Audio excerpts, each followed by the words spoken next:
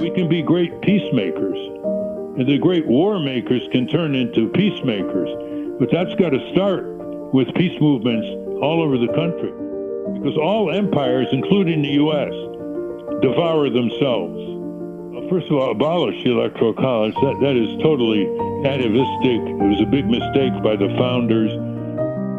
Curiosity, imagination, intellect, idealism, it will be drummed out of them by the violent, avaricious commercial culture that envelops them like a cocoon. People, regardless of their political persuasions, when they are confronted by injustice, they all bleed the same color. Your Airbag by Ralph Nader. Your Seatbelt by Ralph Nader. Your Cleaner Air by Ralph Nader. Your Safer Food. Your lead protections when you get dental x-rays. Your warning labels on cigarettes. Your right to know if you're exposed to dangerous chemicals at your job by Ralph Nader, by Ralph Nader, by Ralph Nader. We slap names on everything. Everything's got bylines, authorship. Names are slapped. What? We live in an ego-oriented society with commercialization and profit maximization at its core in some ways, don't we? But Ralph Nader's name isn't on any of those things. It could be. Maybe it should be. But perhaps when you've spent nearly 7 decades as a tireless consumer advocate fighting to achieve protection for a healthier and a safer society for all, maybe you don't focus on credit, you just focus on change. Dissent is the mother of assent. Ralph reminds us here in chapter 130 of 3 books. That's just one of many calls to arms issued by the 4-time presidential candidate and author of the brand new book, The Rebellious CEO, which just came out 2 weeks ago. He has got a lot of statements and ideas and passions to share with our fiery global community of book lovers, writers, makers, sellers, and librarians. I'm talking to all of you 3-bookers out there. Thank you for joining us on this pilgrimage up to 2040 with 333 chapters. Go on one full moon at a time. And sure, while Ralph Nader's not running for president in 24, because as he says, we have a 2-party duopoly, not a competitive democracy, he is still out there working day after day, calling for change. Yeah, you're like, maybe if you're like me, you're like, wait, how old is Ralph Nader? Like, how's he doing all this? Yeah, he's turning 90 in February, joining his 2 very active nonagenarian sisters who are already up there, but he doesn't feel old. Why not? He says the only true aging is the erosion of one's ideals.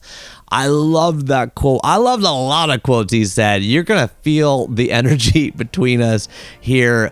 I was super excited to sit down and learn from Ralph's experience, his wisdom, his many ideas on things like decomputerizing elementary schools, how to change from a war-making society to a peacemaking society, why we should abolish electoral colleges, how do we add safety to social media, Ralph's 3 most formative books, and much, much more. Let's jump into the conversation now. Okay. This is Neil Pasricha. How are you? Good. How do you want to be referred to? Neil? Yeah, just Neil is fine. How about you? Okay, Ralph. Let's get underway. You've jilted me off my schedule, and I got reporters calling me and so on. Let's get underway right away. Okay. Can you first tell me what kind of room you're in? What do you see so our listeners can picture where you are? I'm looking at a red phone. A red phone means people call on time when they promise to do so. Next question. Okay, absolutely. Well, this conversation is being recorded in October, and we are releasing it in November on the full moon, just a few days after your new book, The Rebellious CEO, comes out. Can you tell us why this book and why now? Because there have been a lot of articles on bad CEOs, big companies, the cruel and avaricious wardens of the internet gulag, Facebook and Instagram and Google. They've been sued in the European community for criminal antitrust violations. There are lawsuits pending here. There's articles on the greed of the auto giants, with the head of General Motors making $29 million last year, which is the equivalent of over $14,000 an hour, while she's pressing the auto workers to stay with a range of $18 to $33. an hour. And then there are more critical articles on the abuses of consumers by banks, insurance companies, credit card companies, drug companies, hospital chains, billing frauds. So I thought it's about time to have a book on good CEOs, because you can't evaluate bad CEOs without a standard that answers the question, well, what should a CEO of a corporation be like? So this book, The Rebellious CEO, profiles 12 CEOs who did it right. And I want business school students, undergraduates, graduates, I want people all over the country who believe in our motto, readers think and thinkers read, to read this book and ask, how do these CEOs make all this money while still treating their workers well, their consumers well, the environment well, and speaking out as citizens against injustices that they see around the country?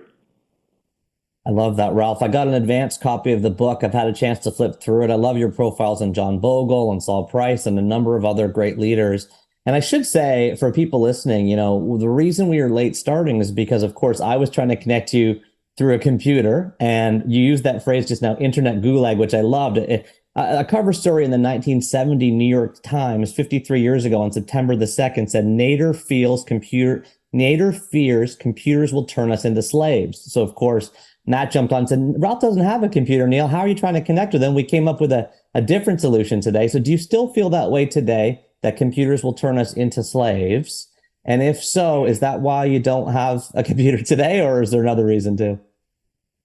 Well, like any technology, it depends who controls it. In our country, corporate supremacists control this technology, as you can see in the emerging control of generative artificial intelligence. If people control technology, they get the most out of it. So computers and the internet are great retrievals of information. You can't beat that for speed. And it's cheap to communicate with people for civic action. But just look at the overwhelming misuses and addictions of the internet, with kids being addicted 5 to 7 hours a day with that iPhone and tablet, separating themselves from their parents, community, nature, because that's the business model that seduces them, impressionable minds as they are, into this internet, exposes them to dangerous ads, junk foods, junk drinks, violent programming. So it all depends who controls the technology, Neil. And it's quite clear that unless the government steps in and regulates these corporations, whether it's military technology or civilian technology, science and technology will push the planet to the edge, as it is now with global warming. And we're speaking on a day just after Satya Nadella, the CEO of Microsoft, testified to Congress against the monopoly of Google. Do you see that as a forward step in the right direction, or is that just tech talking to tech? Well, it's because they had to, because the government provided a must performance by Microsoft. So the question is, why didn't they speak up before the government initiated action against Google? Because most companies don't take each other to task. They don't criticize each other because they don't want to be retaliated against. But once they're in a courtroom, the calculus changes, and that's why Microsoft, under oath, of course, the witnesses had to say what they said, criticizing the monopolization techniques of Google. Yeah, and I love how we've started here on sort of tech, on computers and technology. We're going to dive deeper there, especially as we talk about your sister's book, which is coming up soon. But one man who sort of reminds me of you as I hear you speak, you're very clear-minded, you refuse to be pushed by any outside forces, is Benjamin Franklin. And I was really happy to see that one of your most formative books, Ralph, is The Autobiography of Benjamin Franklin by, of course, Benjamin Franklin. I just want to give our listeners a 30-second overview of the book, and then I'm going to ask you to, if you don't mind, tell us about your relationship with it. For the listeners, three bookers, go ahead. Well, Neil, this book used to be read more in the schools than now. and now it's hardly required reading. It's one of the first autobiographies in our country, and it's a short one. It's in the form of a letter from Ben Franklin to his son when Ben Franklin was in his 50s. So it didn't go through the rest of Ben Franklin's life. He was too busy to complete it. But it's a short book. It's 130 pages or so, and it's a marvelous read. It shows how this penniless young boy, who only had 3 years of schooling formally, turned himself into arguably the greatest statesman in America, the greatest innovator of civic groups. For example, he pioneered the volunteer fire departments, which are very crucial in those days. He pioneered free libraries. He pioneered colleges, and he also helped make the peace in Europe as a statesman and a diplomat. And he was considered by the Royal Academy of Science in England to be America's greatest scientist and technologist. And so isn't that a great autobiography for youngsters to read? And they find out that the way he did it was he kept measuring his performance every day. He developed a list of virtues like temperance, silence, order, resolution, frugality, industry, sincerity, justice, moderation, cleanliness, tranquility, chastity, and humility. And he measured himself every day in a little booklet where he basically asked himself in the morning, what did he want to achieve? He phrased it this way: what good shall I do this day? And then at the end of the day, he asked himself, what good have I done today? Now just think of that level of discipline and the standards by which he measured himself to improve himself. And that's why his judgment was sought by everybody: his friends, his neighbors, his relatives, foreign potentates in Europe, people like James Madison, Thomas Jefferson. And here he had only 3 years of formal schooling. And that autobiography really influenced me. I can tell. It's an incredible book. Just for those that don't know, in 1868 it came out originally as the autobiography of Benjamin Franklin, but that, of course, was a redo of the 1791 original note called The Private Life of Late Benjamin Franklin. America's most versatile genius tells his own stories with his famous wit and complete candor. I have the baby blue paperback in my hands here with the ornate wall sconce type design around it. That famous $100 bill type portrait in black and white at the top in a tall oval frame. Benjamin and Franklin in 32 and 96 point all red caps font, and right below it little emojis of things like a violin, glasses, the famous kite experiment key. He was, as you said, an American polymath, writer, scientist, inventor, statesman, diplomat, printer, publisher, philosopher, and lived from 1706 in Boston, the 15th of 17 kids, to 1790. So we can file this one under 973.31, History and Geography, North America, United States, Revolution, Personal Narratives. You've told us about your relationship. Do you have a similar daily routine or regimen, practice, or habit that you follow in your life? No, because unlike Benjamin Franklin, it's very hard to have solitude. There are too many interruptions. You're relying on what members of Congress are going to do, or what press calls you up, or what deadlines you're on for your weekly column. Or any number of things. So it's not possible to have the kind of solitude that Benjamin Franklin had. But it is possible to ask yourself, what do you want to do in life? What's the meaning of life? And try to answer it in terms of advancing justice. As Senator Daniel Webster once said from Massachusetts, justice is a great work of man on earth. And he was right. Without justice, you can't have freedom. You can't have so many of the things that we like to treasure in our country. Yeah, absolutely. You called him a statesman as well, and you mentioned some of the roles he had, especially with Europe and the U.S. as the U.S. was founding. You ran for president 4 times from 1996 to 2008. How has the U.S. political system changed since you last ran, and how would a third party potentially disrupt the next election in 2024? Well, first of all, we're supposed to have a competitive democracy, Neil. And if you have a two-party duopoly where they spend a lot of time passing laws obstructing ballot access and other harassments of third-party and independent candidates, you don't have a competitive democracy. Right. You have a two-party duopoly. Right. And that drives politics downward. And things get worse every 4 years because no competition. It's like allowing monopolies in the corporate sector. Yeah. And so the politics is getting worse. There's no doubt about it. Congress is much worse today, in spite of C-SPAN covering Congress, than it was in the 1960s and 70s. And a lot of the same can be said at the state and local level. And it's because people have withdrawn. They don't have expectations suitable to the promise of our nation, of their politicians, of their candidates. Over half the people or so in congressional elections don't even vote. About half don't vote for president in presidential elections. In primaries, it can go as low as 9% of the people turning out.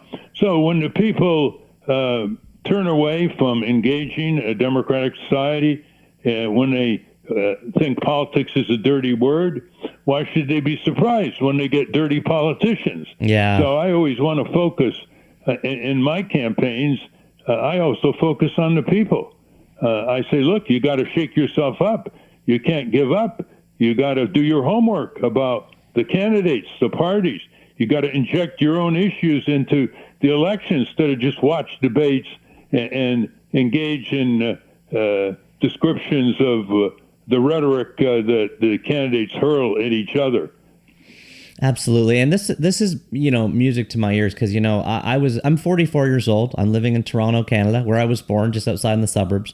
My mom's from Nairobi, Kenya. My dad's from Amritsar, India. And I remember when I was a kid, when I first got my voting card, at age 18, there was 5 parties on the national ballot. And now, even in Canada, I'm not paralleling it, but we've had the right-wing party sort of merge together, and you can kind of see that tendency starting to happen on the left. And we're inching closer and closer towards that duopoly that you're warning us of.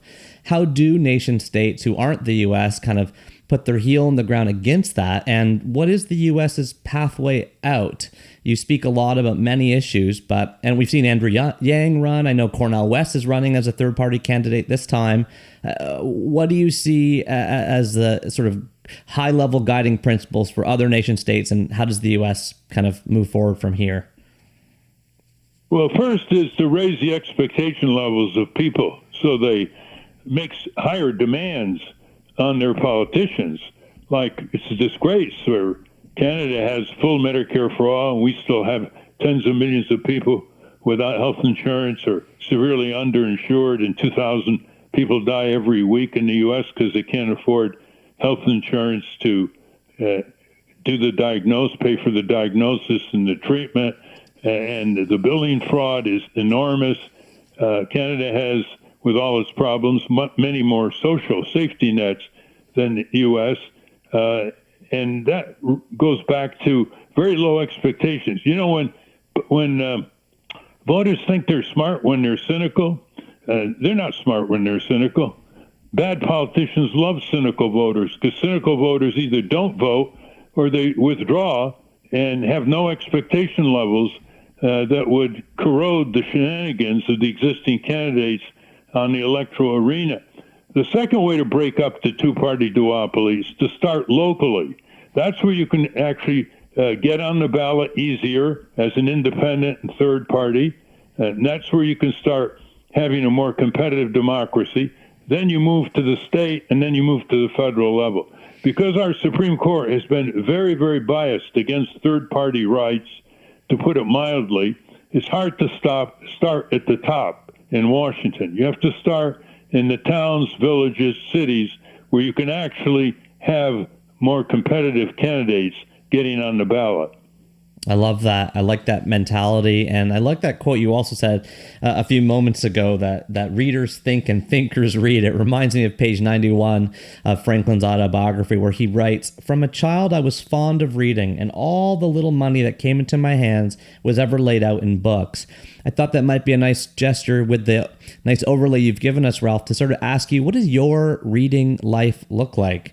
What's your relationship with books? Where do you buy them? How do you think about what to read or what to read next? Both fiction and nonfiction. I know you're a fan of both. And if you could just take us into, a lot of people listening to this will be people who want to be better leaders. They want to be better readers. How do they go about doing such thing, using you as a model or as a piece of as your advice? Well, they got to get off the screens, mesmerizing them, and hold real books in their hands. And we've started a newspaper on Congress called the Capitol Hill Citizen, only in print. People say, what? It's not online? Right. People all over the country contact us, and they say, what a pleasure, again, to hold a newspaper in my hands without the distractions, the interference, the diversions of the internet. So I'm all for reading in print, and studies are showing you retain more when you read something in print than when you look at a screen. The second is I've always read a lot as a child, and by the way, that was one of the secrets of Benjamin Franklin. He read, but he did more than read. He then gathered some of his friends for discussion about what he read. Just think how far ahead he was. He started these little book clubs without calling them book clubs. And now we have tens of thousands of book clubs in the United States, and over 90% of them prohibit nonfiction books from being discussed. Imagine that in terms of escapism. They only want to deal with fiction. So I have authors on my podcast or radio show every week, and so I read the books that the authors write, mark them up, and ask questions and make comments with the authors. It's called the Ralph Nader Radio Hour. Yeah, I love it. Been listening to it. Yeah, more than a few Canadians who listen to it, because I reference Canada. We did the only book on Canada that praised all the breakthroughs of Canada ahead of the rest of the world. It's called Canada First. And Canadians in the 1990s, early, that's when the book came out. Neil, you'll love this story. We couldn't get a publisher because the publishers say Canadians aren't interested in areas where they're first, like they brought credit unions to the United States. They were first in many other areas. Yeah, insulin. I said, what do you mean? They said, well, they're very modest, Canadians. I said, yeah, I understand. They're not like Texans, but they should have a book like this in their classrooms, because Canadians often complain that a lot of the textbooks are written by Americans and published by subsidiaries of American publishing companies.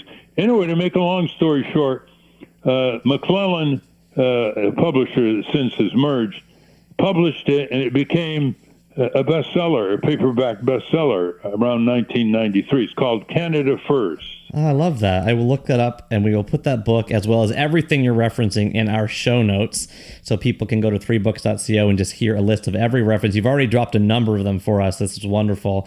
It sounds like your reading life is varied, and you find books that you're interested in. You interview the guests. You mark up the books. You get off the screen. So I like that. You and I relate.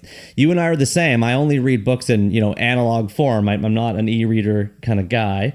And I appreciate that context. I also want to say about Benjamin Franklin before we move to your second book here, and I've given you a litany of he's a polymath, he's a scientist, he's a writer. Well, on Wikipedia, that's all the stuff that's kind of like above the fold, right? That's like in the first sentence. Yours has a similar, and by the way, you both have 10,000 word plus Wikipedia entries here.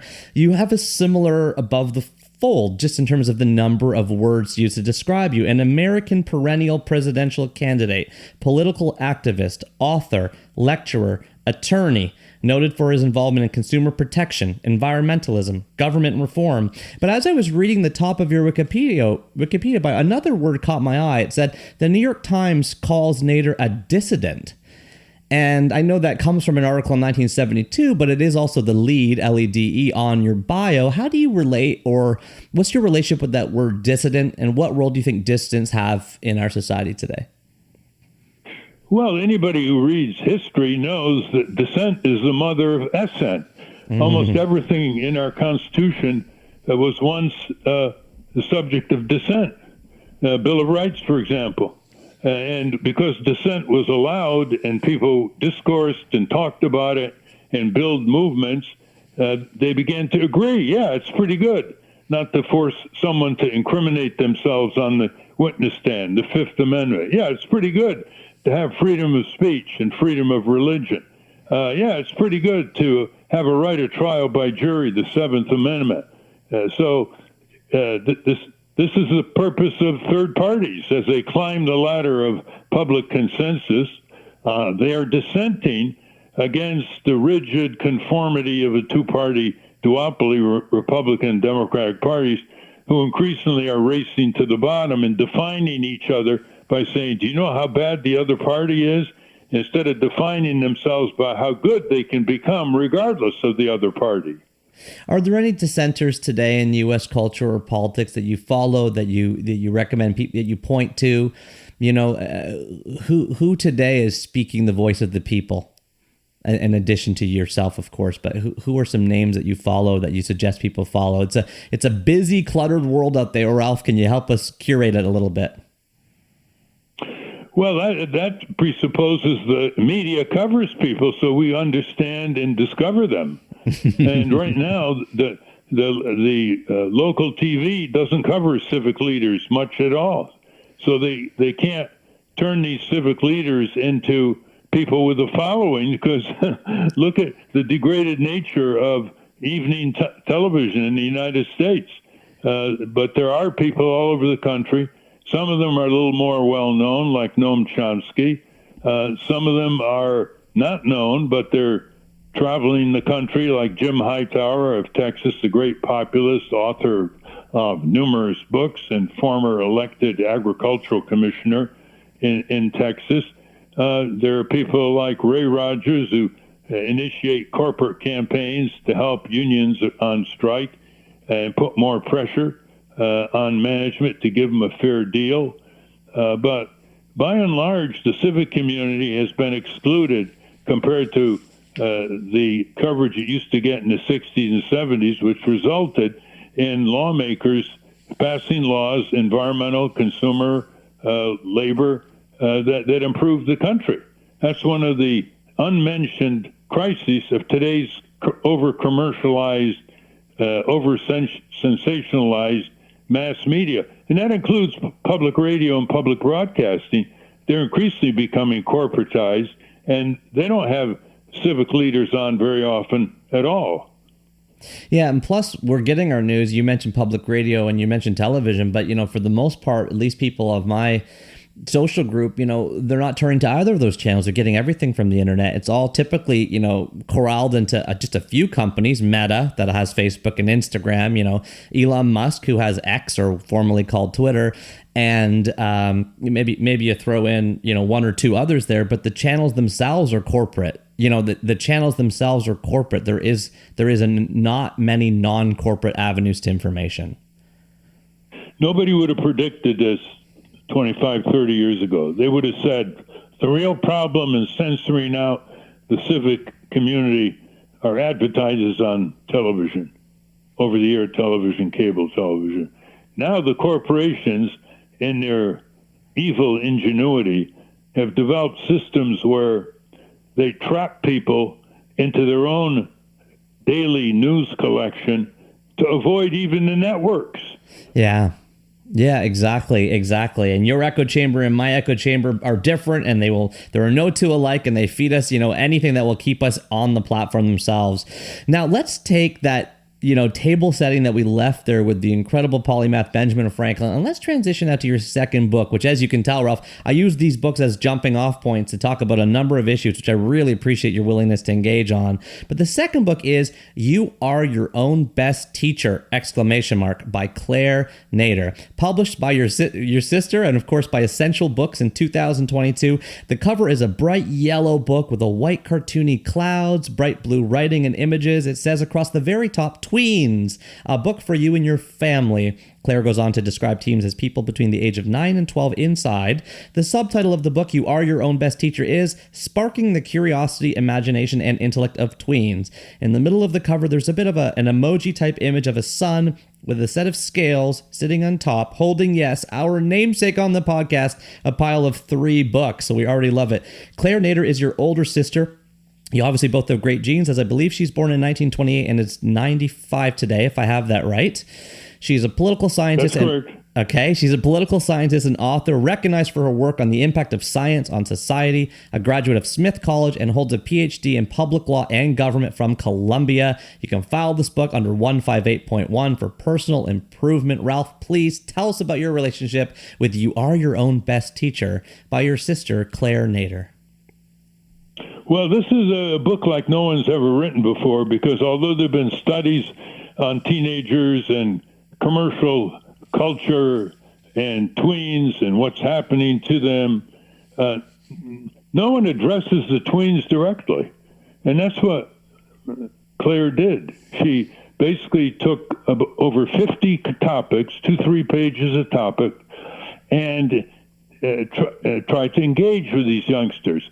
And she's talked with enough of them to realize that they do have tremendous curiosity, imagination, intellect, idealism, and they're moving into the teenage years where it will be drummed out of them by the violent, avaricious commercial culture that envelops them like a cocoon through the iPhone and the tablets or any other way that they get these kids sucked in to a commercial pursuit without boundaries, junk food, as I mentioned, and harmful, violent programming. So she thought reaching tweens before they become teenagers would be very important. She, like a lot of other people, think the planet's running out of time. We can't afford another commercialized generation to be abducted by these corporations who are really out of control, even by past corporate history measures, because they now have a tremendous grip through the technology of communications and video over these children. And the parents have lost control over their kids to the internet gulag. Absolutely. So this book is an antidote. It's designed to have these children begin to think for themselves, think independently about what's happening to them and what's happening to the world that they are about to inherit as they move into adulthood. So she has all kinds of wonderful types of subjects, because she never talks down to them. She always raises them up. She has this statement that when you have low expectations of children, they'll oblige you. If you have high expectations of children, they'll surprise you. So one of the segments is on the dictionary, a door to meaning, understanding, and enchantment. And she introduces a print dictionary to them and shows, well, why don't you look up the word justice and freedom? Why don't you just leaf through the dictionary and discover different words? Because as you learn different words, your mind expands, because these words envelop broader perceptions and broader understandings. And then she has a section that most people said, Claire, you can't expect kids to understand the law of torts and contracts, torts being wrongful injuries. Well, she said, what do you mean? They experience it every day. They see wrongful injuries with bullying. They see auto crashes. They see their parents becoming sick from workplace hazards or negligent hospitals or opioid addictions. Yeah. And these kids, for the first time in history, Neil, are induced to sign fine print contracts. They got to click on the terms and conditions and not even be able to see them, much less adults can't even understand these legal jargons page after page. So she teaches them in very crisp, common, experiential language about torts and contracts. And she has a section called Learning by Doing, not just by reading, by engaging in civic activity with the advice of adults in their own neighborhood and community. And she gives examples of 9-year-olds, 10-year-olds, even a 7-year-old who have done astounding things, not just Greta Thunberg on climate, but there's a 9-year-old in Germany, Finkbeiner, who decided he was going to cause the planting of 1 billion trees. He was inspired by a Kenyan woman who reforested part of Kenyan land and got the Nobel Prize, and he actually did it. Wow. A few years later, because everybody was so astonished around the world that they were motivated by his effort. Then there's this little 7-year-old outside of Washington, D.C., Kavanaugh's name, and he was bullied in school. And instead of running into a corner and weeping, he asked his mother, how could he help people and get himself out of the bullying victimization mindset. And so it's amazing what he's done. He got all kinds of shipments to poor elderly people of food and other clothing. And his mother was driving him through the Sioux reservation, and he saw all the poverty out west among Native Americans, and came back and he got donations for 2 trailer trucks of life-sustaining material shipped to the Sioux reservation. Here he is, 7 years old. So she gives examples in this book. You are your own best teacher. Its website is inspiringtweens.com, inspiringtweens.com for more. And she talks about screens. There's a section, let's talk about screens. Yes. A section, time out for gratitude. A section on 3 traits, apropos Benjamin Franklin, concentration, imagination, and curiosity. She talks about the importance of kids asking the question, what if? What if we could have a peaceful world? What if we could have an environmental safe world? What if we could have health insurance for everybody? So it's a wonderful book, and social studies teachers should use it in their class, because some of them told us that when students master this book, one section at a time, they do much better in their classroom performance. Yeah. So much to unpack there, Ralph. Beautifully opened up for us. Those questions remind me of the ones your father would ask at your kitchen table, which I'll hopefully hit on later. You also said, the going through the dictionary, a door to meaning and understanding. We close every single chapter of this podcast, by the way, with a word of the chapter where we play the Merriam-Webster definition, we talk about it and open that up. And she says, as you mentioned, that let's talk about screens. Claire comes out very strongly against smartphones. In a recent interview, she actually went so far as to call them electronic child molesters, saying that they are addictive and kids go to bed with them. In a 2002 blog post on nader.org, you wrote that smartphones, with quotation marks around the word smart, that plunged preteens and teens into the addictive internet gulag. Predatory practices were planned to the nth degree by the likes of Facebook, Instagram, and others, right down to the click on fine print contract peonage, which is a word I had to look up as a sort of synonym for a type of slavery. Our guest in chapter 103, Jonathan Haidt, who you might know as a professor at NYU, has gone so far as to say that the age that we let people on smartphones and social media is wrong. It's 13, which was based on the 1998, I think, Online Digital Child Protection Act. So if you came to prominence in 1964-65 with your book Unsafe at Any Speed, which caused the passing of the National Motor Vehicle Safety Act, so a lot of people credit you with seatbelts, with airbags, with all the Nader bolt, of course, in cars so that they don't pop open when they flip over. Like, so many safety precautions. If you could control and add a safety harness and a Nader bolt to social media and smartphones today, Ralph, what are the laws, practices, rules, governorship that you would put in place to help us? We need your help. What would you do to us? What would you help us with, Ralph? I got little kids here. I'm desperate for your answer here. Well, you do what they do in Costa Rica. The parents take their kids down to the voting precinct. They can't vote, but they have that experience of going with the parents. So Claire has a section, Becoming a Smart Voter, Becoming Alert to Propaganda.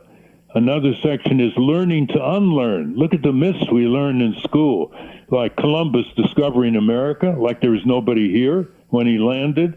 And she also has a section on addictions and how corporations are raising our children, undermining parental authority, and directly marketing harmful products to these impressionable kids, 5, 6, 7, 8, 9, 10-year-olds. Then she has a section on young inventors. A lot of kids don't know how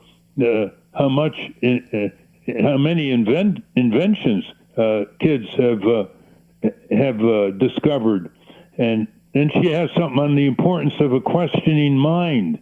So, in answer to your question, there are all kinds of stimulations in this book. You are your own best teacher, sparking the curiosity, imagination, intellect of tweens. And their parents can really swing in here. There's a lot of family conversations. Benjamin Franklin paid tribute to his father, among other things, that he had intelligent discourse between the parents and the children. And he wanted to challenge them. And so there's nothing stopping families from doing that. In a democracy, you got to stop making excuses that the power structure is overwhelming. You start doing what no one can stop you from doing. And you can start that with the family. And so she has a section on family discussions and discovering how you're controlled by companies and how to develop larger frames of reference so you don't implode upon yourself as a youngster and become depressed or worse and start harming yourself. You start thinking of larger frames of reference about the neighborhood and the country and the world and your place in it. She even has a section on the beauty business and how the cosmetic companies get into these kids' minds even before they become tweens and exploit them.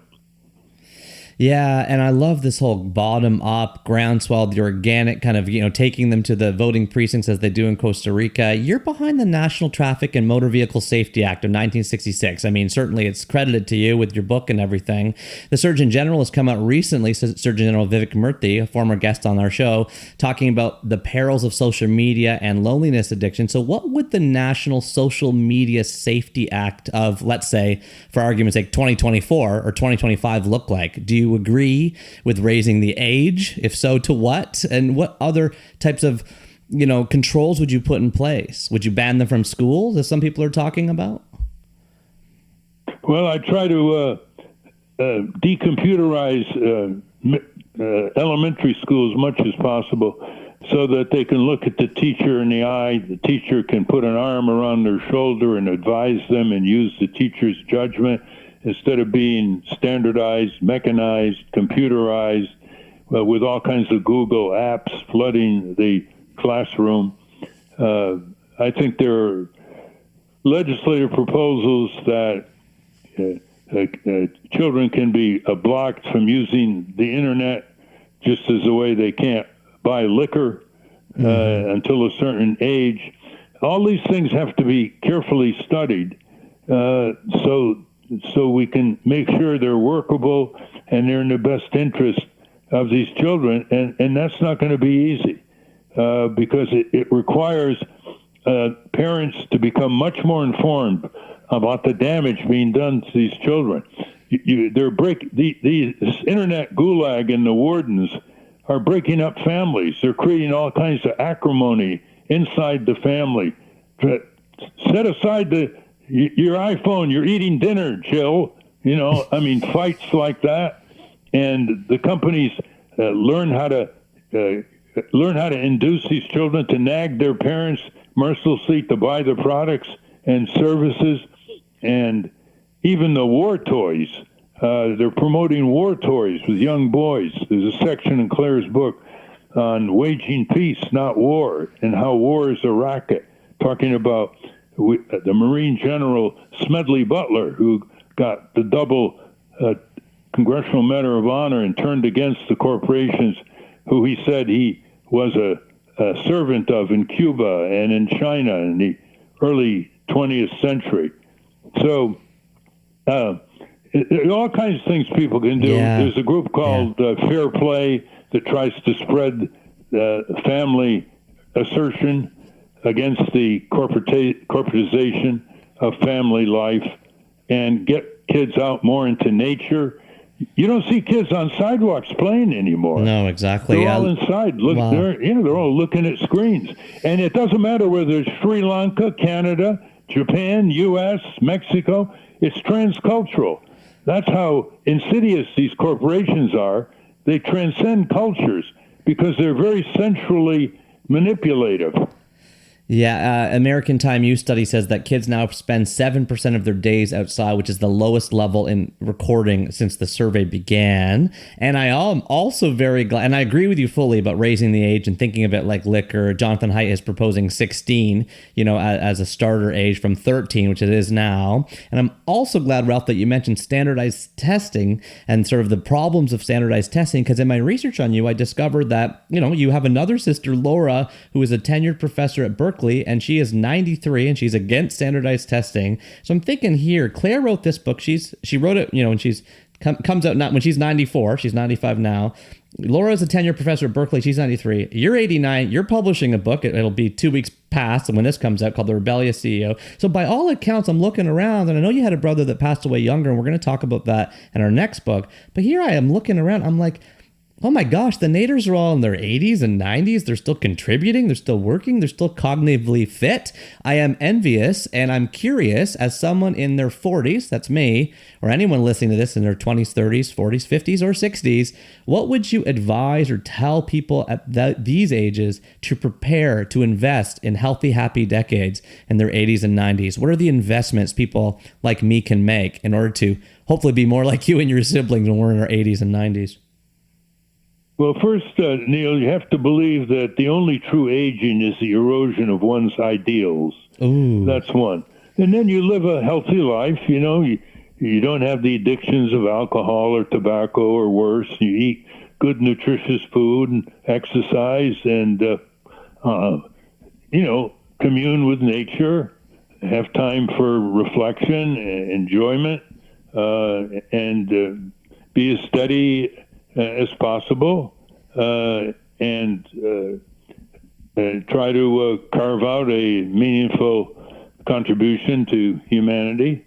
There's nothing very complicated about it. It takes a level of self-discipline and an alertness to the clash between commercial values and civic values. And any society that subordinates civic values, health, safety, tolerance, respect for posterity, to short-sighted commercial values will decline. It will decay. That's been the message for over 2,000 years by all the major religions. They warned their adherents, do not give too much power to the merchant class or money lenders, making money from money and not from producing something useful for people. Mm-hmm. And that's why one of the books that really impressed me was Marketing Madness by Dr. Michael Jacobson and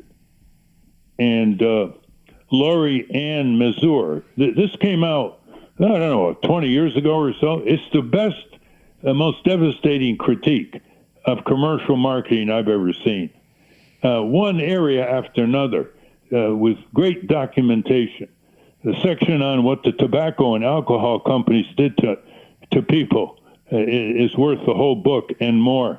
These are companies that deliberately sell people with deceptive inducements products that are killing them, that are creating serious diseases, cancer, ailments. They're selling these children junk food leading to youth age diabetes, obesity, other kinds of ailments, and they know it. These companies know what they're doing, but they figured out they can make more money by appealing to the extremely vulnerable nature of human beings. Salt, sugar, fat in the food, and other types of inducements to children, free cigarettes passed out outside their school to hook them early in a lifetime of tobacco smoking. That's all been documented. 400,000 or more people every year die in the United States from tobacco-related diseases, although that's starting to go down because the consumer movement over the last few decades has thrown the tobacco companies on the defensive, but they come right back with vaping. Anyway, I think things are getting a little better and fewer people smoking. In 1965, when the Surgeon General of the U.S. came out with a report connecting tobacco smoking with cancer and other diseases, about 50% of adults were smoking regularly, and now it's below 14%.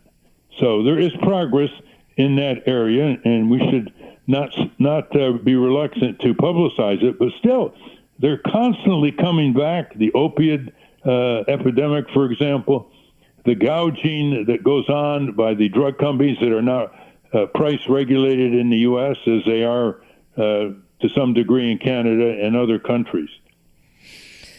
Oh my gosh, there's so much there. You said, the religions warned us not to give in to the merchant class. It certainly seems that way in these liberal democracies, capitalist democracies that we live in, that certainly we're oriented towards the merchant class. I mean, the growth of business schools, the growth of business, the growth of the size of the stock market, the growth of the coverage of the stock market, the growth of everything oriented towards that. And people listening, by the way, some of them come, I talk to kids, you talk to kids, I talk to kids coming out of college, and, they say, hey, Neil, I got to find a job that pays me the most money because these days it's very expensive to live. There's been massive income disparity. If I want to be able to ever buy a home or settle down or live in a big city, I have to go for the job that pays me the most. Well, the companies that can pay the most, typically, Ralph, are the ones that make the most money, right? They're the ones that have been oriented. That's why for years, Google has been listed as the number one employer, right? In that famous Fortune studies, everybody wanted to work for Google. People kind of crave to go where the money is. You're speaking to in the U.S., because unlike Canada, students graduate with large student debt. The rents are, sky high. The price of healthcare is sky high if they can afford it, and so they have to go for the highest paid job. So these companies have young people in a vicious circle, and there are over 42 million Americans still paying student debt into their 30s, 40s, 50s, 60s, even 70s. What other country would launch their young generations into a lifetime of debt? There's no other Western country that does this. It's because people in our country are not organized. They have turned inward. They're spending a lot of time fighting each other ideologically. And we've got to form more citizen groups at the local level. Got to get people out for town meetings.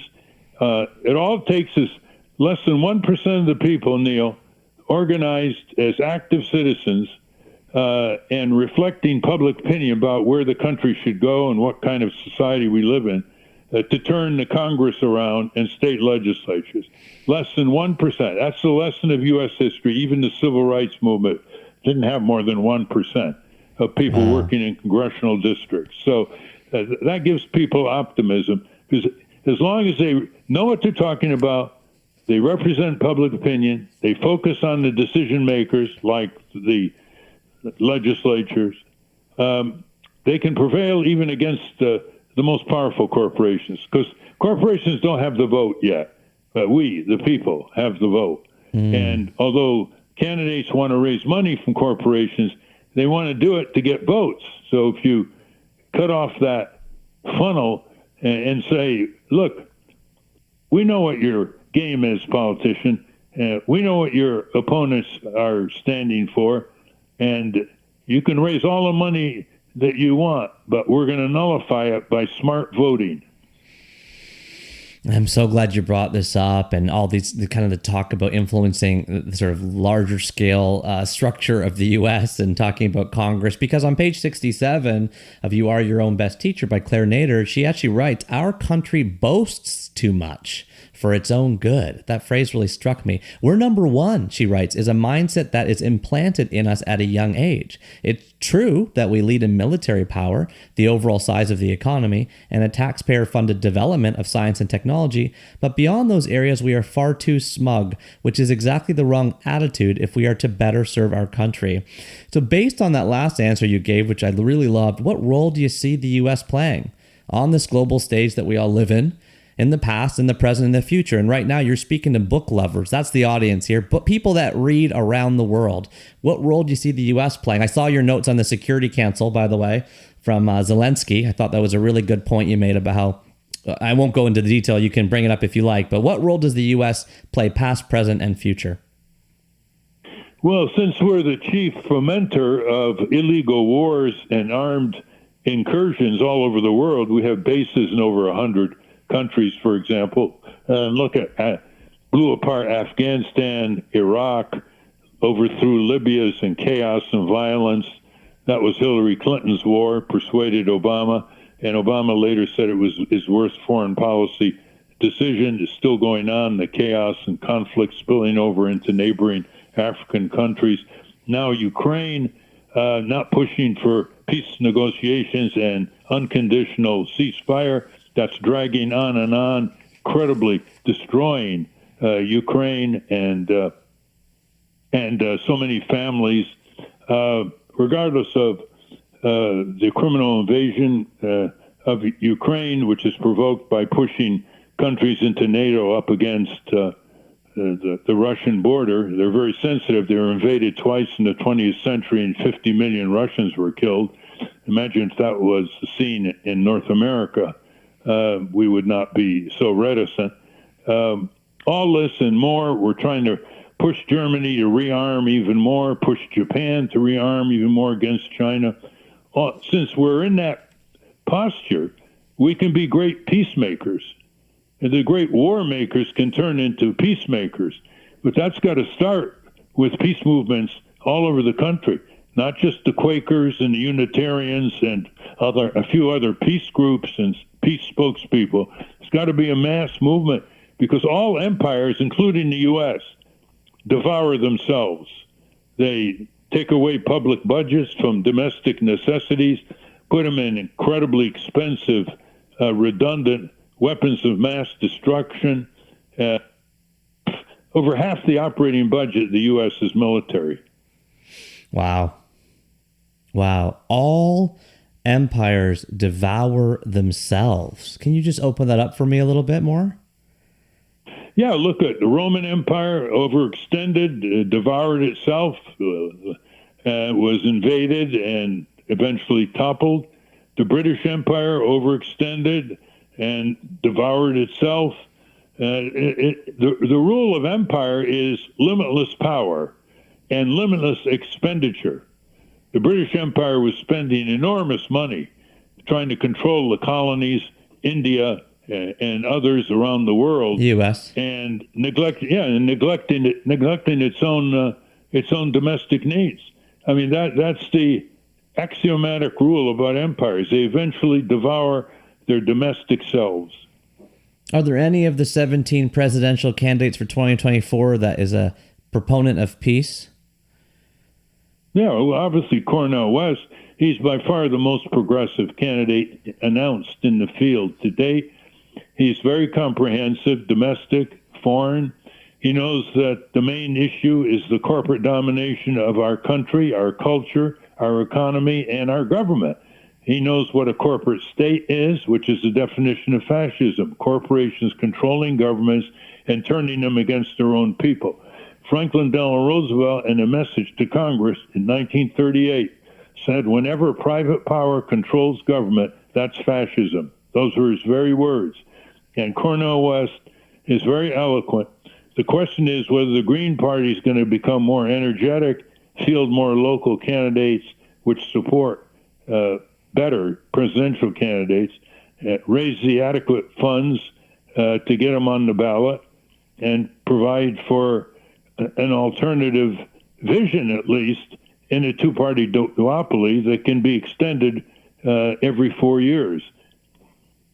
I agree. I hear you. Cornel West has been a dream guest on 3 Books for a number of years. We've actually had a couple guests mention his books in the past, so we've looked them up. And yet, despite this, if I read correctly in the Washington Post last week, you came out in support of Joe Biden, the man who in 2000 said you're not welcome in the corridors of Congress. So just how do you square those two statements? I mean that in a positive way. The sort of, are you supporting Joe because it's the only alternative to Trump, or is there more to it that I'm not understanding? Well, that was a misleading headline. The reporters are not held responsible for headlines. Those are the headline writers.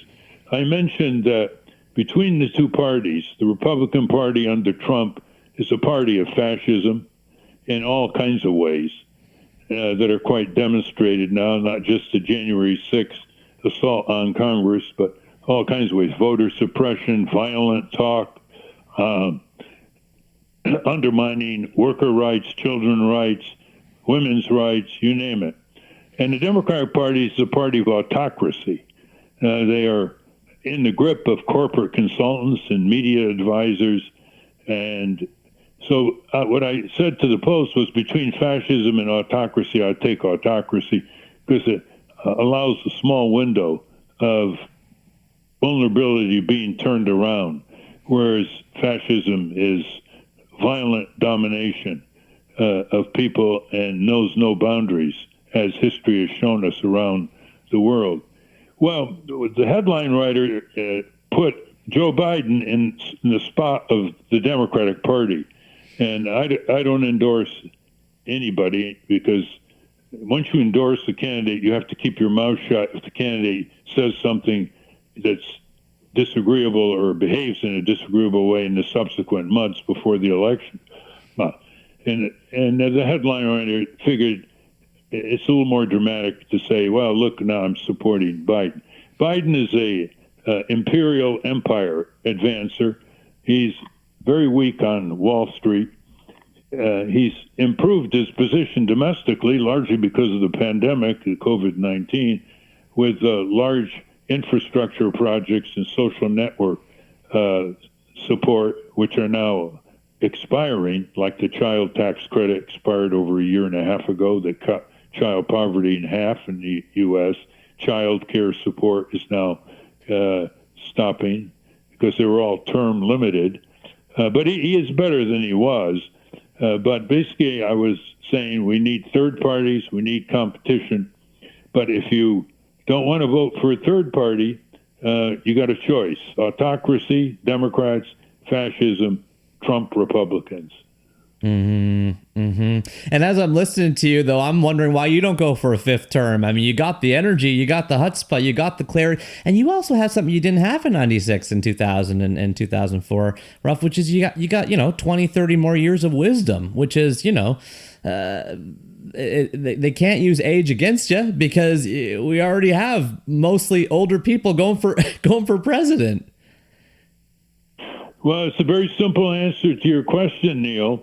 The people have bought into a two-party duopoly, and when you run as a third party, even with my record and recognition, they say you can't win because it's a two-party duopoly, winner take all. They can exclude from the ballot, harass third parties.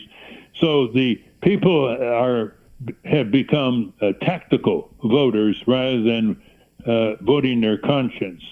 And so what's the point? I've run over 4 times. I've made my point. The people have not rallied. And it's time for someone like Cornel West to try his talents and see if the people will start understanding that historically in our country, it was third parties in the 20th century that launched the movements against slavery, for women's right to vote, for the regulation of banks and railroads on behalf of farmers, for workers forming unions, progressive taxation, the 40-hour week. All this and more were championed first by third parties who never won a national election, but they kept building up pressure until one or two of both parties adopted like Franklin Delano Roosevelt, adopted Norman Thomas's Socialist Party agenda in part in the 1930s. And voters don't realize the importance of that. And so they call third-party candidates spoilers, and the press picks up that word. And 90% of the press on me was, how do you feel being a spoiler? I said, what do you mean? The political system is spoiled. I'm a reformer, and you call me a spoiler? I said, that's a politically bigoted word. You shouldn't use it, because when we enter the electoral arena, we're all trying to get votes from one another. So we're either all spoilers or none of us are spoilers, because we have equal right to run for elective office. It didn't work. They refused to talk about my agenda, which I've kept on the website due to the help of a Canadian firm. People can go to votenader.org and see my platform and a lot of things we did in my presidential run of 2008. Go to votenader.org. You'll see all the issues that the people want to have adopted into practice that were off the table by both Republican and Democratic Party, but on the table by my independent candidacy. So there it is.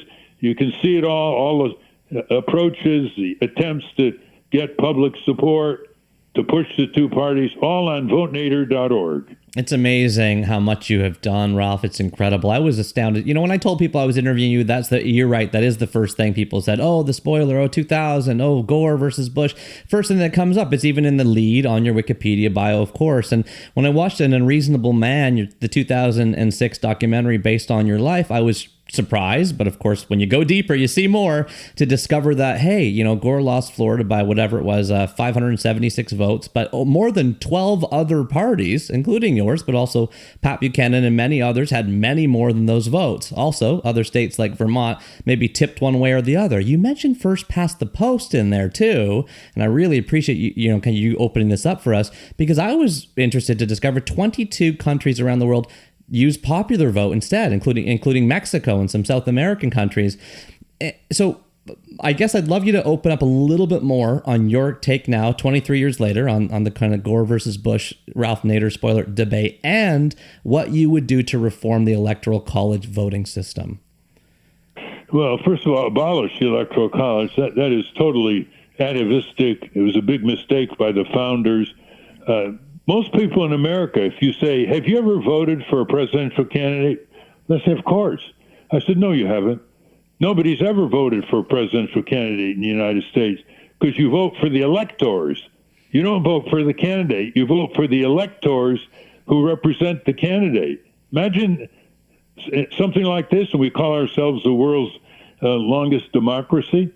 Now, there is a movement to get the states to pass laws into an interstate compact, which in effect pledges the states to give their electoral college votes to any presidential candidate who wins the national majority vote. So that's a way to neutralize the electoral college without having to go through the cumbersome constitutional amendment process. And they're up to 205 electoral college votes. They've got New York, California, Illinois, Maryland, Connecticut, and other states already joining the interstate compact.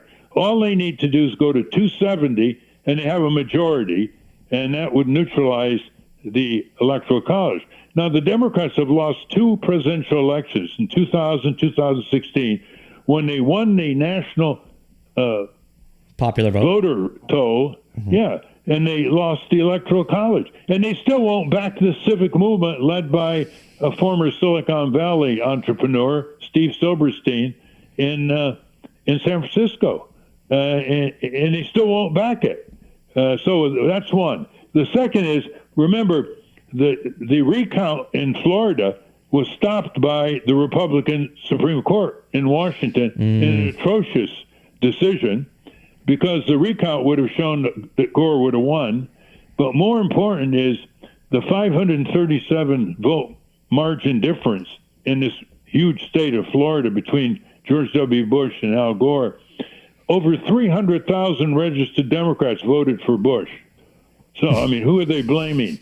And tens of thousands of people were disenfranchised because they had names similar to ex-felons, who in Florida can't be allowed to vote, because the Secretary of State in Florida hired a consulting firm that somehow confused thousands of voters, just somehow, in a state run by George W. Bush's brother, who was governor at the time, Jeb Bush.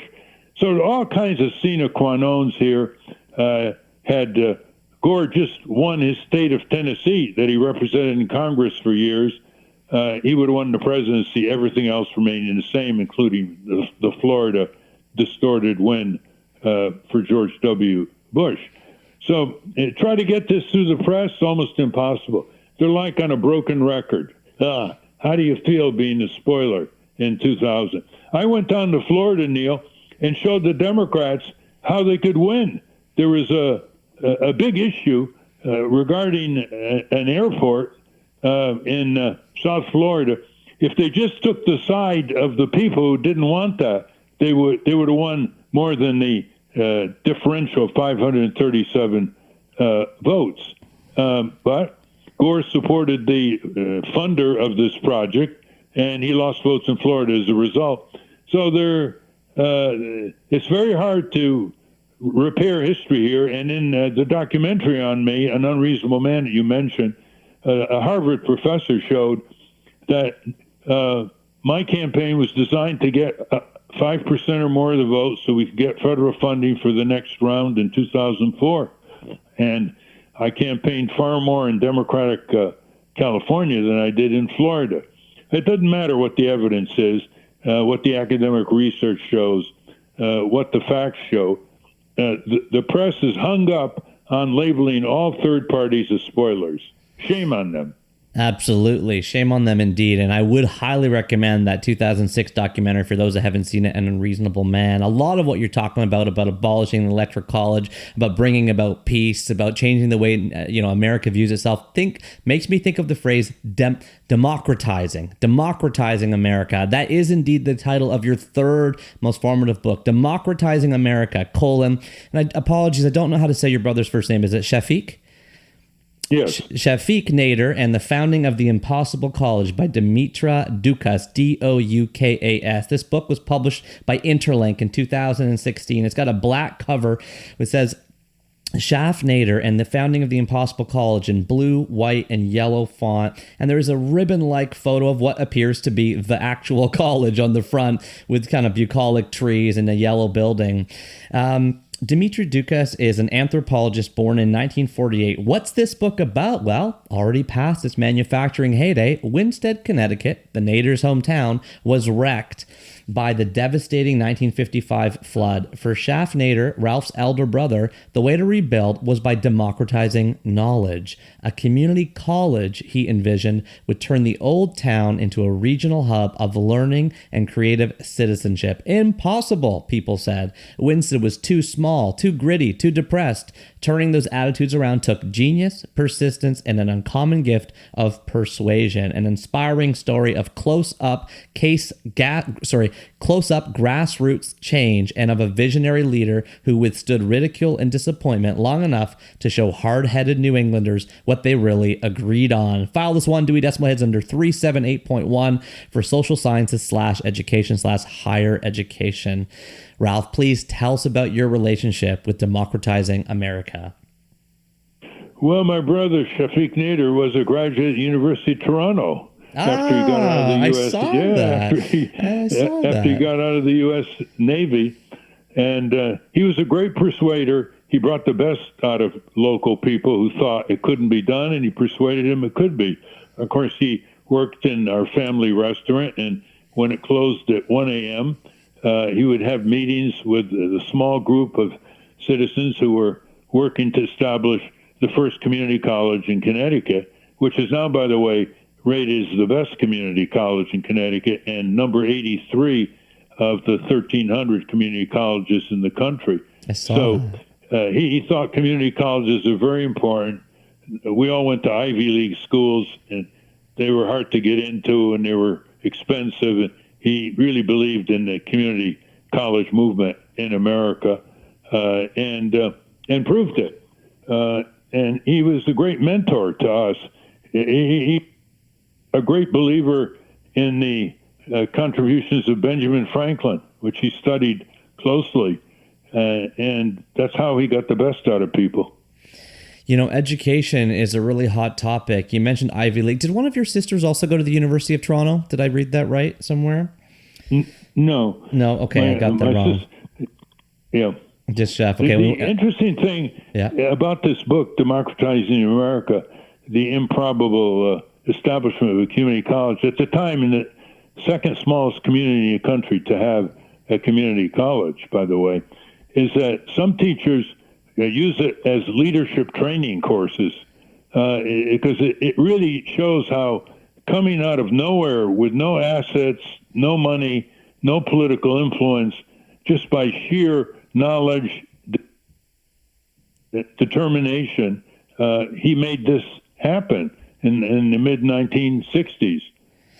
It's amazing how he pulled this off, and it's wonderful that we have this book to kind of document it. And I did go to the website of the college, and I saw kind of how well it's doing today. And education's become a lightning rod. In the 2023 landmark Supreme Court decision, Students for Fair Admissions versus Harvard, the court ruled against both of our school, Harvard, saying race-based affirmative action programs in college admissions violate the Equal Protection Clause of the 14th Amendment. I know you are a student of many things, Ralph. I was wondering what your take is on that ruling. Well, it's a disagreeable ruling, but the colleges are finding ways around it. Very creative. They're having seminars where they invite low-income minority students, and they get them in a whole variety of ways. So although the Supreme Court, Republican-dominated, ruled that way, they're finding very effective legal ways by reaching out to minority groups and other excluded groups and giving them a chance to matriculate into the schools. You mentioned Republican-dominated Supreme Court. You know, in addition to business, media, and government all being at all-time lows on public trust, the Supreme Court's trust has also been declining. How do we increase public trust, Ralph? By people demanding better performance or resign, be diselected, and put a new team in place. That's the way to do it. There's no penalty for disgraceful performance in the Congress. I've never seen it worse. And these people coming from districts where the Democrat Party hardly exists, so they think they can get away with anything, like Bob Good in Virginia and Matt Getz in Florida.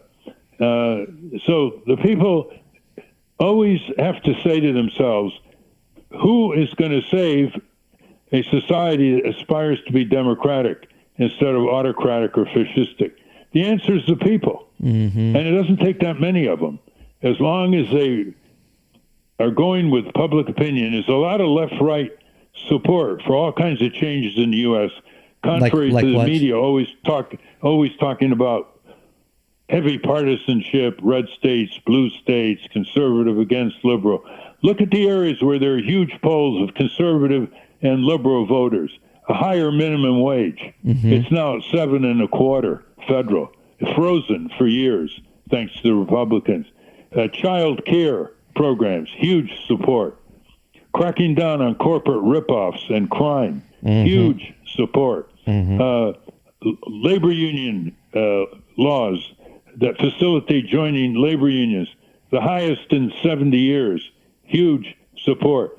Full Medicare for all, huge left-right support. But the two parties thrive on divide and rule. That's the way they raise money. And the press falls prey to it again and again.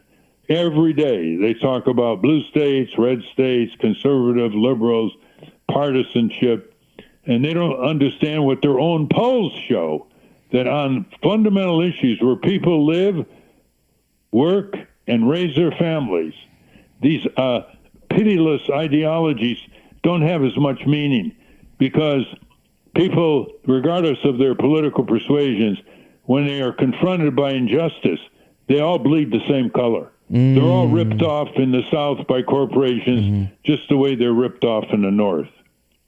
You mentioned minimum wage, childcare, corporate minimum wage where I live, by the way, $15. Corporate tax has gone up quite a bit lately. Labor unions, full medicine. What about gun control, abortion? Any other major hot topics we agree on?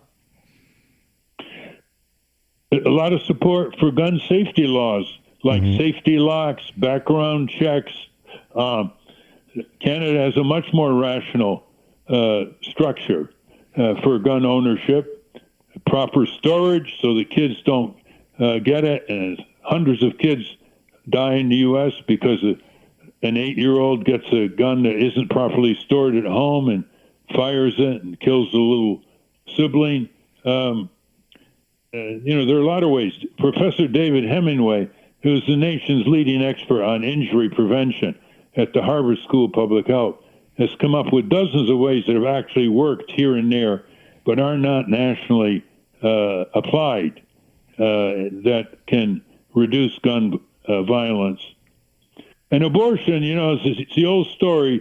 Do you want to live in a country that tells women they can't have children, like China for years, can't have more than one child?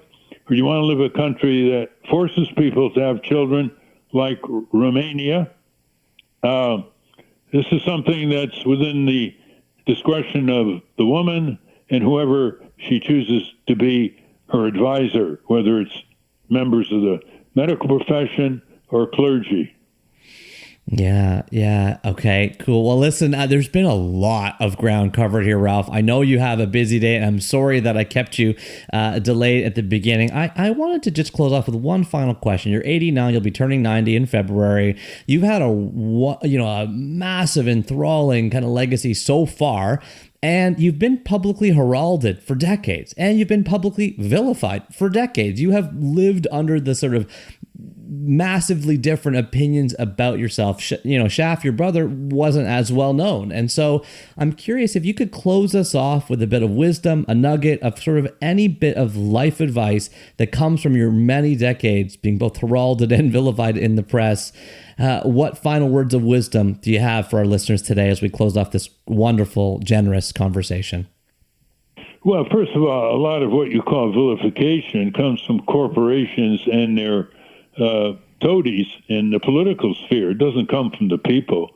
As long as we can get a fair shake in the media to reach tens of millions of people, there's no problem getting public support. I would get standing ovations in Alabama and Georgia before audiences that some people would call redneck, talking about how corporations are exploiting children, directly marketing, undermining parental authority, Christian principles, the golden rule, and it's got to be stopped.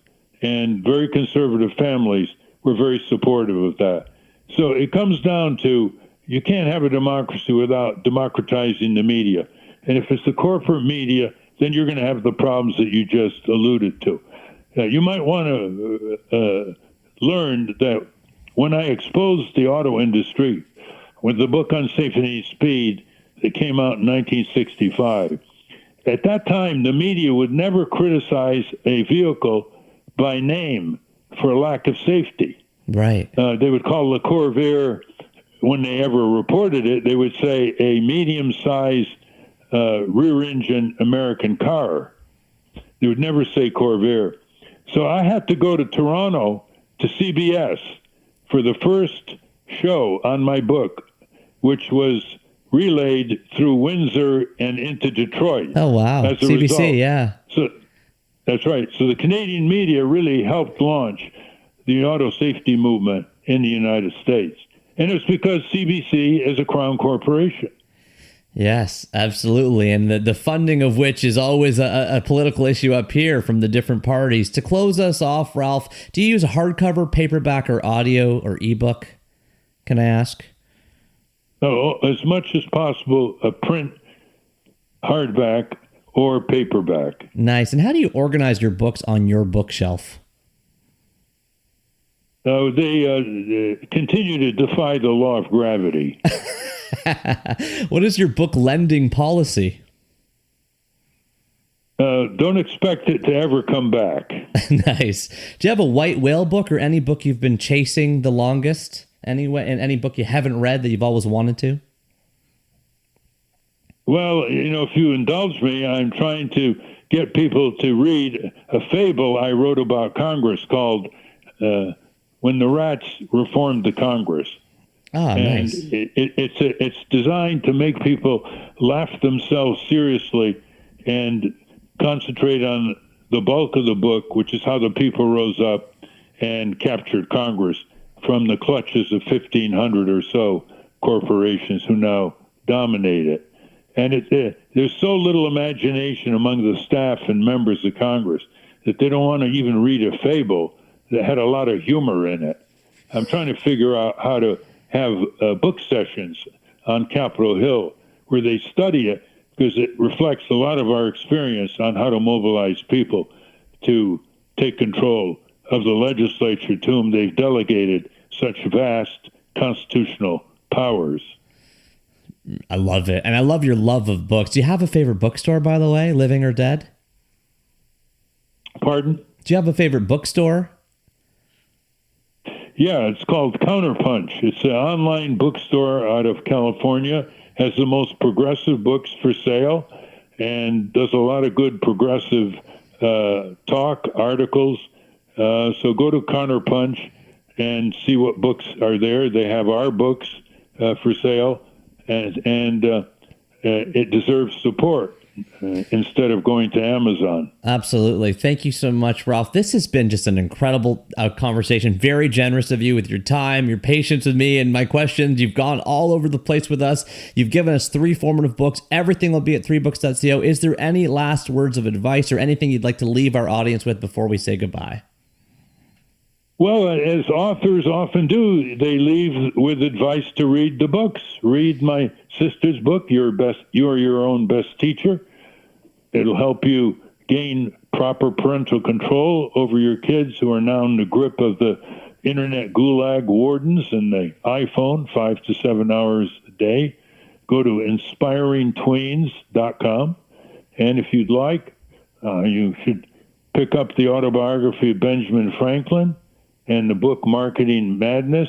And in the middle of November, I'm coming out with the book called The Rebellious CEO, profiles of 12 rebellious CEOs who met the profit standard by treating their workers, consumers, and environment properly in the U.S.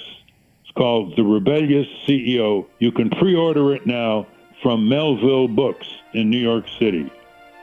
And big thank you to Melville Books for helping to set up this conversation. Ralph Nader, thank you so much for coming on 3 Books. We greatly and deeply appreciate it. You're very welcome, Neil. And that's a wrap, sir. Thank you very much. I will hit hang up now. I know you have a meeting in 5 minutes. I hope I gave you enough time to prepare for it. Okay, it's with the New York Times. It's always easy. May I leave that in? Yes. Okay, have a great day, Ralph. Thank you. Okay. Okay, bye.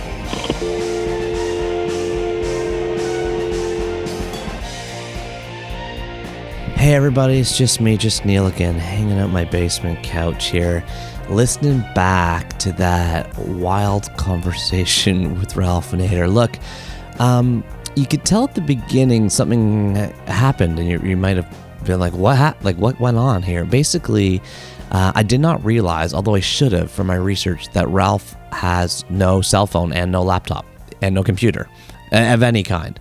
And so I'd sent a link on an application that Ellie Ward told me to use called Riverside FM. But of course, if you don't have a computer, you cannot dial in. So I spent a frantic half an hour trying to figure out a different way to talk to him, and eventually was able to reach him on his landline phone, which is what you heard. Hopefully build some cred back up with him after showing up late.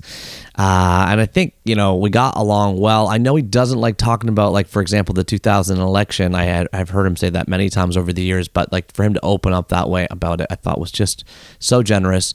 And of course, I mean, I was eating up his thoughts on, how readers think and thinkers read, how we got to decomputerize elementary schools and get rid of standardized testing. I mean, as a Canadian, when I look at the U.S. political system, I was like, why do they do it that way? Why do they that way? So even hearing phrases like abolish electoral colleges, I mean, that stuff is just so refreshing to hear from an outside observer, and to put those types of thoughts in unafraid language is partly why he has been always so captivating and so truth-telling, and it's just a really big reason why I wanted to have him on 3 Books. I'm just so grateful to Ralph for coming on here. So many quotes jump out before we get into the 3 books, and we'll add to that to our top 1,000. I mentioned some at the beginning. Just, the only true aging is the erosion of one's ideals. I love that. I just love that phrase. He talked a lot about Canada has full Medicare for all, and we have tens of millions of people in the U.S. without health insurance. I mean, just the stark reality that, he constantly holds up this mirror to U.S. culture and says, how do you have 2,000 people dying every week because they can't afford health insurance? We got to keep talking about that kind of stuff in order to help make change. Living a healthy life. I thought that was good what he said. He said, just don't have addictions of tobacco or alcohol, eat nutritious food, exercise, commune with nature, have time for reflection and enjoyment, be as steady as possible. That was an interesting phrase. Be as steady as possible. Try to carve out a meaningful contribution to humanity. There's nothing complicated about it. It takes a level of self-discipline. Well, there's nothing complicated about it, but that stuff isn't easy necessarily. But just going through that list, I mean, he kind of just hit all the big ones, right? Eat nutritious food, exercise, commune with nature, have time for reflection, carve out a meaningful contribution. Like, those are buckets that he's really hitting on the head, and I'm sure is part of the reason why he's so, physically and cognitively alive as he hits an age that's far beyond average global or American life expectancy, along with his sisters. So I think there is a lot of good value in hearing that.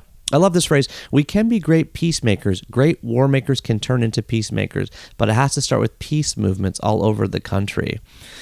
I love that. Just focusing on peace as a mission, as a goal. I mean, it kind of feels like I'm 44. I mean, I remember being like a 5-year-old kid and a 10-year-old kid, and like all this kind of, there was a lot more orientation and conversation about that phrase peace than you hear now.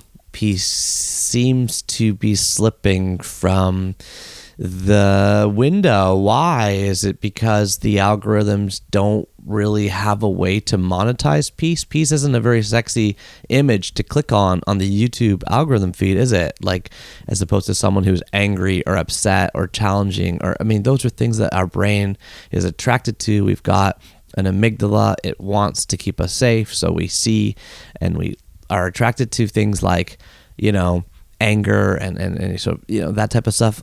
We have to be aware of that. We have to be able to steer our conversations. We have to be able to put our minds in places like on 3 Books where we're having conversations kind of really without algorithmic and capitalistic and advertising. As much as I can, I'm trying really my hardest to keep this show as sort of pure and artistic conversation as it could possibly be. Doesn't mean I'm perfect at it. That definitely doesn't mean that. I mean, here I am talking about, buy his book, The Rebellious CEO. I mean, we there are commercial connections here, but I'm trying my best to keep the conversations as pure as possible and as peaceful as possible, for sure. I like this point. The two parties thrive on divide and rule. That's how they raise money. That's so interesting. That's how they raise money, and the press falls prey to it again and again. They don't understand what their own polls show, that these piteous ideologies don't have as much meaning for people. I mean, it's just shocking when you hear that, like, the vast majority of people, 50, 60, 70, 80% of people, for example, oppose, capital punishment, as Brian Stevenson told us back in chapter 116, but yet we still have it. I mean, I say we as if I'm an American, and I'm not, I'm Canadian, but it's just the U.S. is symbolic in size and in power of, a big part of the Western world and the world at large. So it's kind of worth talking and thinking about these things and opening up these conversations. So much that we covered there.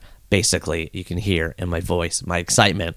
And of course, 3 more books to add to our top 1,000. So the first book is The Autobiography of Benjamin Franklin.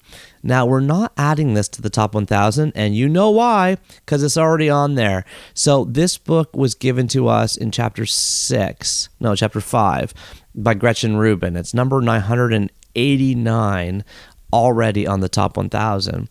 And then there's already an asterisk about it because Brandon Stanton back in chapter 63 also picked this book. So now it's going to have 2 asterisks on it, which means 3 people have chosen it. The Autobiography of Benjamin Franklin is a winner. And if you do pick up that book, by the way,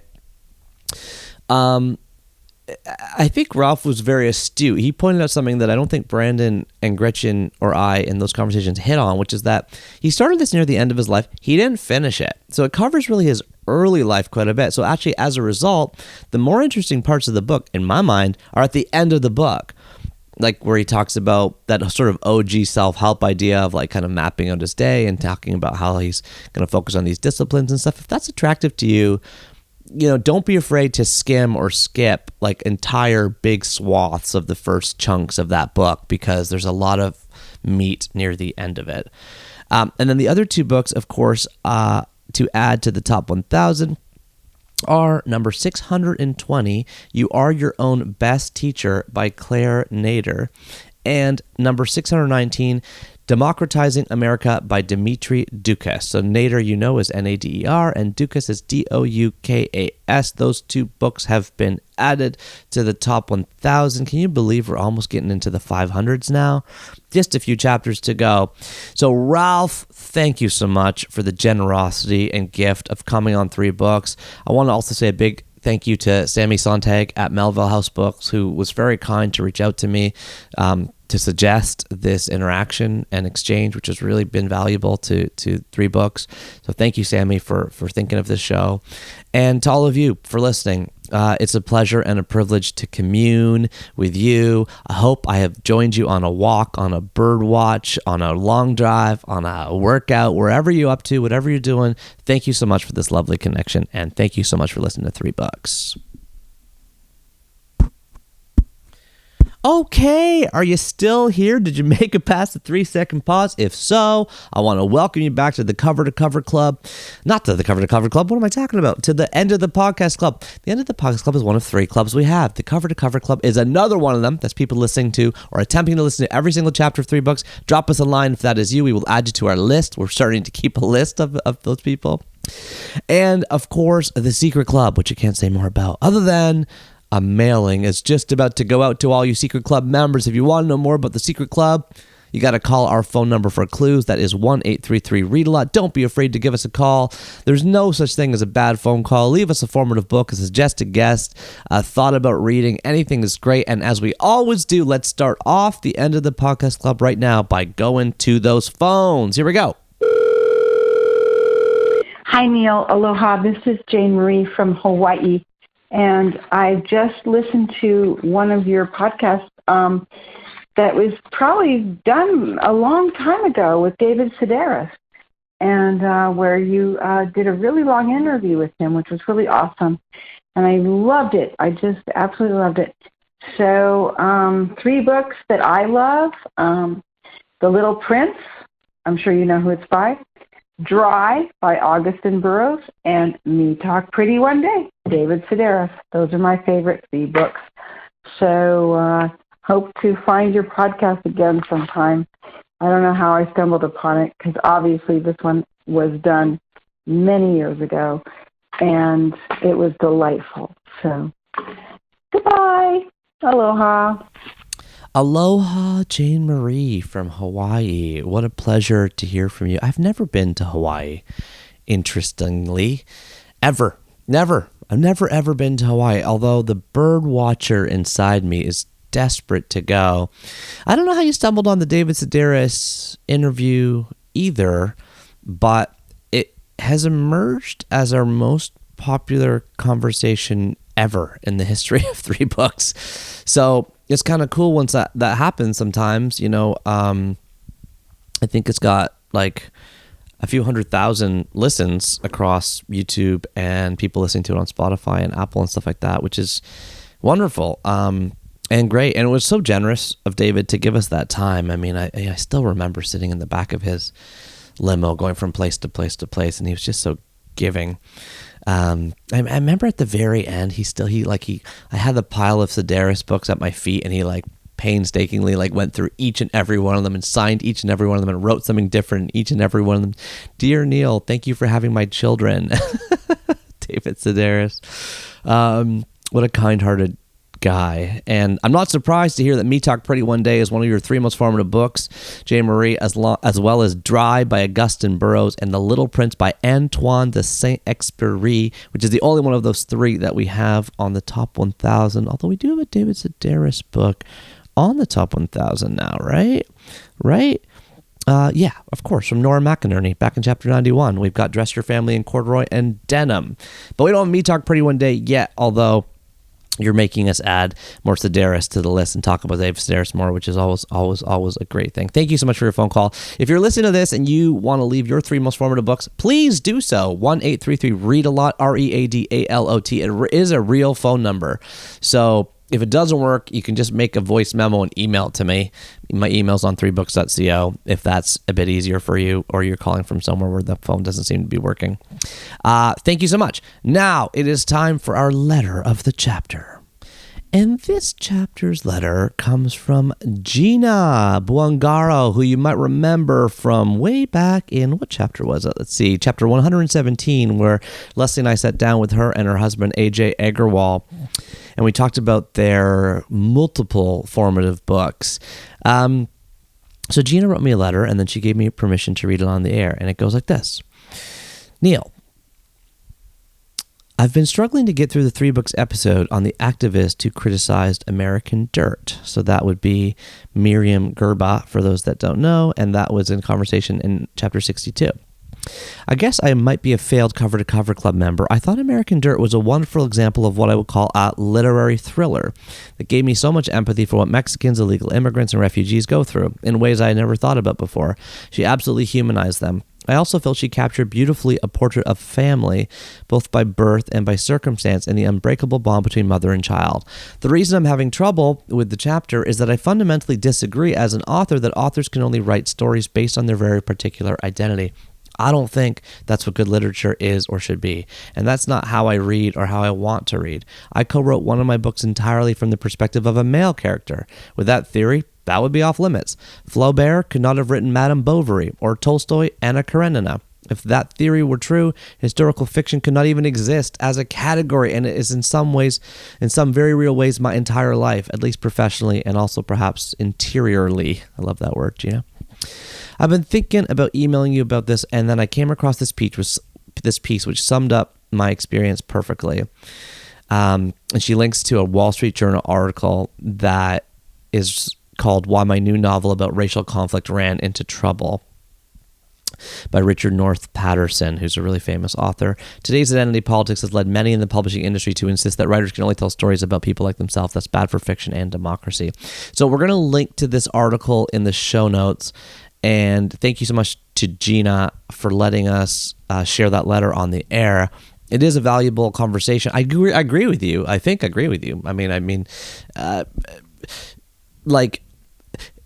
there's probably a way to be respectful to cultures that you're writing from or on behalf of or, about, and also have permission to write about them in ways that help you explore your own, learn. There has to be a balance for sure. And, I think if I recall the conversation with Miriam, I know it was a few years ago now, kind of beginning of the pandemic, I think what she was partly taking to exception to is some of the ways that the book was like, some of the sort of the shock elements that we add to maybe from the marketing perspective, like, chain link fences and, there's a positioning of books from a marketing perspective that sometimes like undermines, I guess, the depth that the story itself gets into, but it's hard to know how to do all that properly. And by the way, Leslie loved American Dirt too, and I haven't read it. Could you believe that after all There's so many books. I'm trying to keep up. But thank you, Gina, for letting us share. And by the way, you're definitely still a member of the Cover to Cover Club. We're adding you to the list because Cover to Club members aren't people that have listened to every single chapter to the end. They're people that have attempted to try to listen to every chapter. I listen to a lot of podcasts myself. Do I make it to the end of every Rich Roll podcast? No. Do I ever make it to the end? Sometimes, very occasionally, but they're very long. And so, by the time I get to hour 2, I might have a different interest and I totally understand that. And so, when I release 3-hour podcast conversations, what I'm doing is making an offering. And the offering is such that I'm saying, if you happen to have a long period of time and you're willing or interested in going to a level of depth on a topic that is hard to get to when you have a 40-minute overly produced, quickie podcast, then I'm willing to go down that rabbit hole with you and hang out at that kind of murky place where I think kind of the greatest forms of sort of nuance and wisdom are really found. And if you need to shut it off earlier, I totally get that too. And so Cover to Club members are people that try, and they're with me on the journey. And I feel your presence. I really do. I feel the presence here beside me. It's why I keep going. And I feel like this is one big long conversation. Life is a big long conversation. 3 books is a big long conversation. There isn't many places in life where I can have a 22-year long conversation. This is one of them. So let's keep that conversation going. All right. And now it is time for the word of the chapter, and you better believe we're giving Mr. Ralph Nader the SoundCloud treatment. Let's cue over to the SoundCloud now. Violent, avaricious commercial culture that envelops them like a cocoon, axiomatic, atavistic, the cruel and avaricious wardens of the internet gulag, apropos toadies, two-party duopoly, matriculate into the schools. The chief fomenter of illegal wars, decomputerize. Oh boy, there are a lot of incredible words to choose from the incredibly articulate Ralph Nader. Oh my gosh, how many, internet gulag, first of all, just gets me every time. Axiomatic, avaricious, apropos. I went with a word that I really didn't know, which is atavistic. Atavistic, relating to or characterized by reversion to something ancient or ancestral. That's interesting. Merriam-Webster says atavism is a noun, the recurrence in an organism of a trait or character typical of an ancestral form. Recurrence or reversion to a past style, manner, outlook, approach.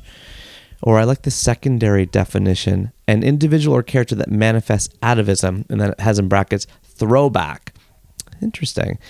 So the quote came up when he was talking about electoral colleges, and Nader says, abolish the electoral college. That is totally atavistic. It was a big mistake by the founders. Nobody has ever voted for a presidential candidate in the United States because you vote for the electors, you don't vote for the candidate.